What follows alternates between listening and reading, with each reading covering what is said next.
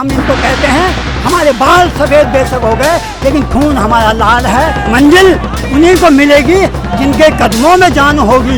अंत होने से कुछ नहीं होगा, हौसलों से कुरान होगी और ये हौसला हम सबके पास है। हम कभी सड़कों में रहे, हमारे बच्चे भी सड़कों में रहे, मर मिट जाएंगे पर हम अपनी भूमि को किसी को नहीं देंगे। 9 अगस्त 1942 को देश में अंग्रेजों से आज़ादी के लिए एक बड़े जन आंदोलन की शुरुआत हुई जिसका नाम था भारत छोड़ो आंदोलन। आज 9 अगस्त का दिन ही है और इतिहास में 9 अगस्त के दिन को अगस्त क्रांति या क्रांति दिवस के नाम से जाना जाता है।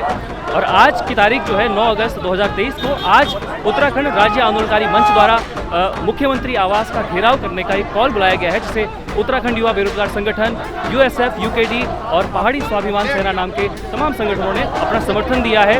और आप मेरे ठीक पीछे देख सकते हैं, अभी हम देहरादून में परेड ग्राउंड के बाहर मौजूद हैं और सैकड़ों की तादाद में यहाँ पर लोग पहुँचे हुए हैं जो अपनी आवाज़ बुलंद कर रहे हैं और कह रहे हैं कि राज्य में एक सशक्त भू कानून लागू हो। इसके अलावा मूल निवास 1950 को लागू किया जाए, धारा 371 को प्रदेश में लागू किया जाए। भारत छोड़ो आंदोलन के वक्त जनता अंग्रेजों की गुलामी से आज़ादी चाहती थी और आज उत्तराखंड की जनता भू माफियाओं से आज़ादी चाहती है और इसी के लिए आज पूरी जनता लामबंद हो रखी है। और हमारी जो जानकारी मिली उसके हिसाब से न सिर्फ देहरादून से बल्कि उत्तराखंड के अलग अलग ज़िलों से भी यहाँ पर लोग पहुँचे हुए हैं, बल्कि कुमाऊं मंडल से भी कई लोग यहाँ पर अपनी आवाज़ बुलंद करने के लिए पहुँचे हुए हैं। और इन लोगों से बातचीत करेंगे कि आखिर क्या मांगे इन लोगों की हैं और क्यों वो सड़कों पर उतरने को मजबूर हुए हैं।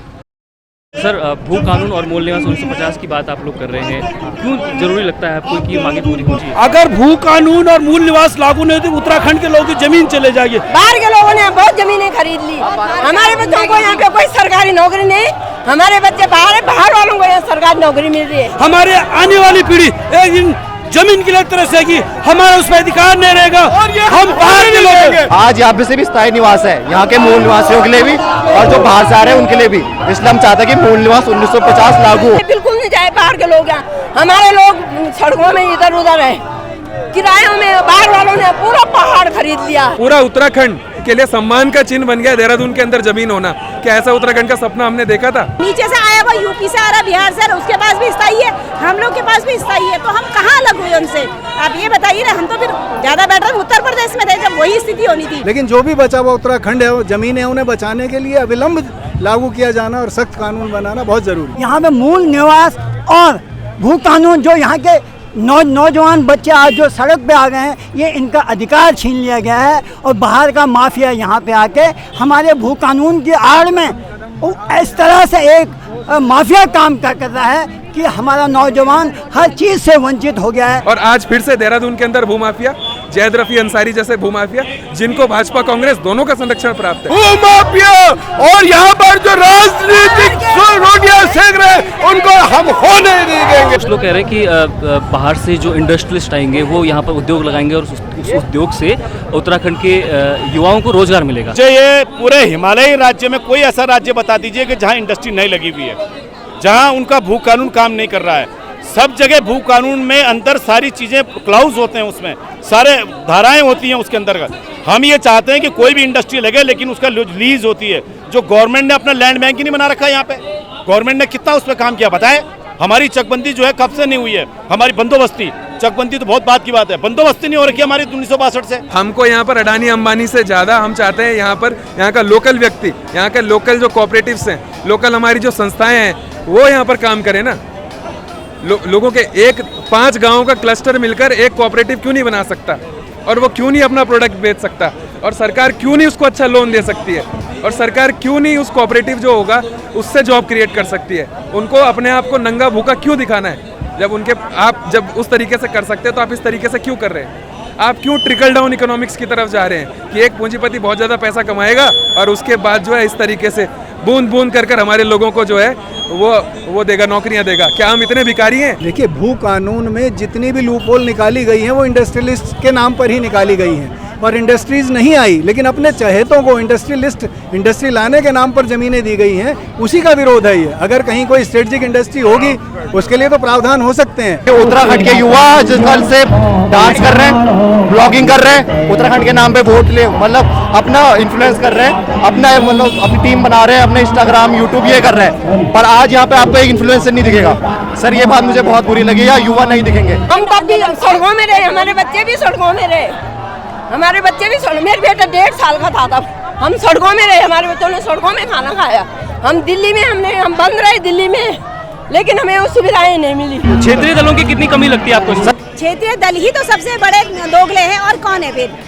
देखिए क्षेत्रीय दल ऐसा है, कांग्रेस सत्ता में आई तो कांग्रेस की झोली में चले गए, भाजपा सत्ता में आई तो भाजपा की झोली में। अब स्टैंड नहीं है ना, हम कह रहे हैं क्षेत्रीय दल अगर वास्तव में ईमानदारी से खड़े रहे ना, सारा जनता उनके पीछे है। क्षेत्रीय दलों की तो इतनी सबसे भारी कमी है कि देखिए एक क्षेत्रीय दल था हमारा उत्तराखंड क्रांति दल, शुरू में 3 सीटें लेकर के आया था, लेकिन वो 3 सीटें लालच के चक्कर में, अपने मंत्री पद के चक्कर में अलग अलग जगह पर जो भी सरकार सत्ता में आई उसी में ही, चाहे आप जो है पवार जी को ले लीजिए, मैं नाम ले लेना चाहता, चाहे किसी को भी ले लीजिएगा, अपने सत्ता सुख भोगने के लिए उसने जो मूल जड़ थी हमारी पार्टी की वो छोड़ करके अपने मंत्री पद के लिए चली गई। उनकी तो सबसे बड़ी भूल है। हमारे यहाँ ना वोट बैंक के लिए लोगों को अभी विधानसभा का चुनाव हुआ, ये कहा गया बूढ़े लोगों को कोई बीजेपी का वोट नहीं देना चाहता था, क्योंकि हमारे आगे जो विधायक उन्होंने कुछ काम नहीं करा।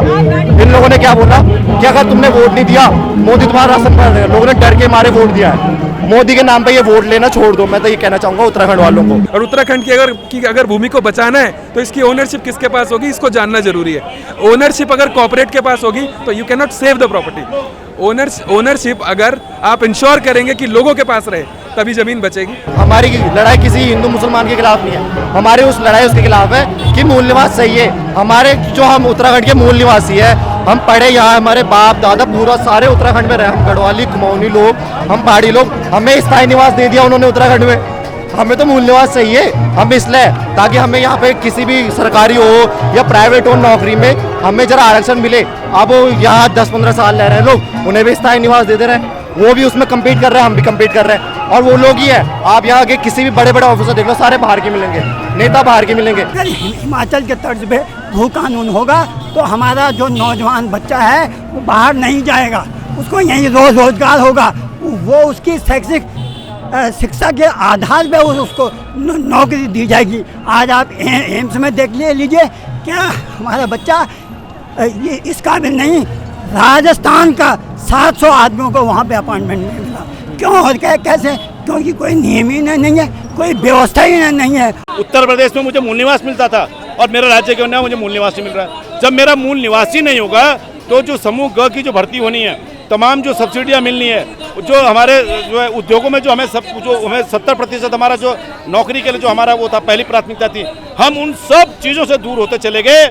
और जो तमाम पब्लिक जो यहाँ काम करने आई, बिजनेस करने आई, नौकरी करने आई, पढ़ने आई, हम सबको एक ही कतार में खड़ा कर दिया गया। उत्तराखंड के अंदर जो उत्तराखंड के लोग हैं उनके लिए रिसोर्सेज होने चाहिए, उनके लिए जॉब्स होने चाहिए, उनके लिए अच्छी स्वास्थ्य सुविधाएं होनी चाहिए।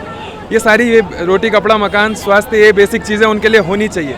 और उसके लिए जो भूमि संबंधित मामला है उसके लिए 2018 के अंदर त्रिवेंद्र सिंह रावत की सरकार के टाइम पे 143 धारा 143 के अंदर संशोधन आया और उन्होंने जो है जो लैंड यूज़ है उसके अंदर ये बदलाव कर दिया कि जब भी कोई उद्योगपति उत्तराखंड के अंदर भूमि लेगा तो जो भूमि का यूज़ है, लैंड का जो यूज़ है वो स्वतः ही अकृषि हो जाएगा। यानी कि किसी की कोई मंशा है कि उत्तराखंड के अंदर उसको प्रॉपर्टी लेनी है, कोई बहुत बड़ा कॉर्पोरेट है, उसकी सिर्फ इस मंशा के आधार पर उत्तराखंड के अंदर की भूमियाँ जो हैं वो कृषि भूमि से अकृषि हो जाएंगी और ये बहुत बड़ा अन्याय है उत्तराखंड के लिए। क्या लगता है आपको उत्तराखंड की जनता बहुत देर से जागी है?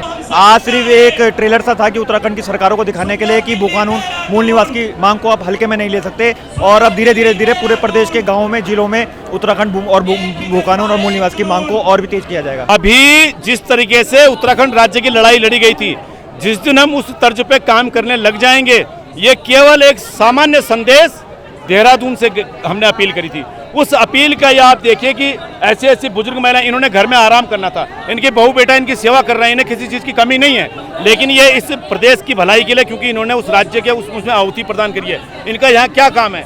इनके पेंशनर हैं ये सब लोग। कुछ लोग हो सकता है बच्चे बेरोजगार होंगे बहुत लोगों के, लेकिन वो नई पीढ़ी के लिए इन्होंने पिछली पीढ़ी को भी बचा के रखा, हमारी पीढ़ी को भी बचा के रखा, आने वाली पीढ़ी के लिए हम लोग यहाँ पे सड़कों पर उतरे हैं। तो जिस दिन हमने ये आगाज़ है सरकार इस पर अगर सही तरीके से काम करेगी तो निश्चित रूप में जो बाहर से जो लोग तमाम थोपे जा रहे हैं हमारे सिर के ऊपर, राज्य कर्मचारी से लेके, ठेके से लेके, उद्योग से लेके, उन चीज़ों पे अंकुश लगाना पड़ेगा। जब 1995 में मेरी मदर जाया करती थी उत्तराखंड आंदोलन में, तो हम बहुत गुस्सा करते थे, अपनी मदर को बोलती थी माँ आप क्यों जाते हो, हम ठीक है। लेकिन स्थिति जब हमें समझदारी आई तो फिर 97 के बाद मैं भी कूद गई थी।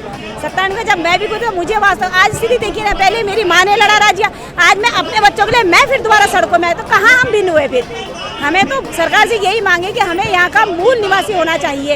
एक तो मूल निवासी घोषित कराया जाए, दूसरा ये है कि यह भू कानून लगाया जाए। जिस प्रकार हिमाचल में भू कानून धारा 3 से 71 यहाँ भी वही होना चाहिए। बाहर वालों को नहीं बसने देंगे, हम मर मिट जाएंगे।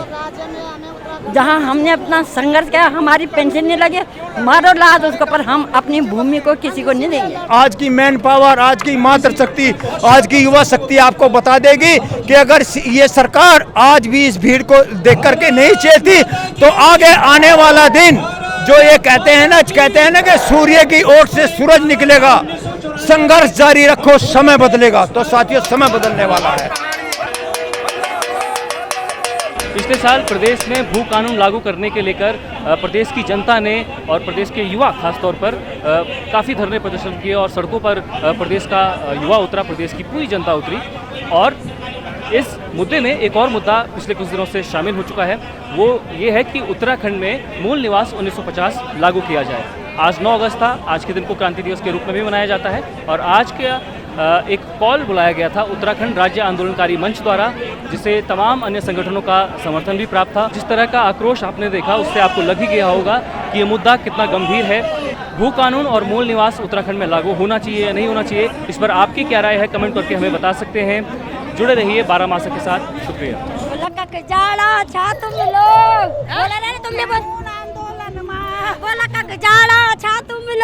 भू कानून आंदोलन में।